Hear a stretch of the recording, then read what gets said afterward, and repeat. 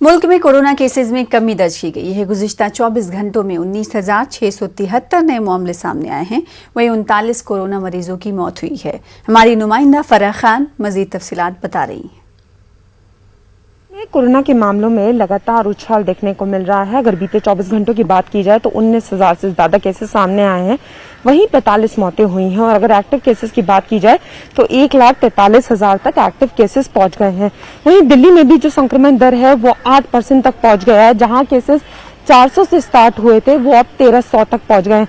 तो लगातार केसेस बढ़ते जा रहे हैं और उसी तरीके से लोगों की जो लापरवाही है वो बढ़ती जा रही है।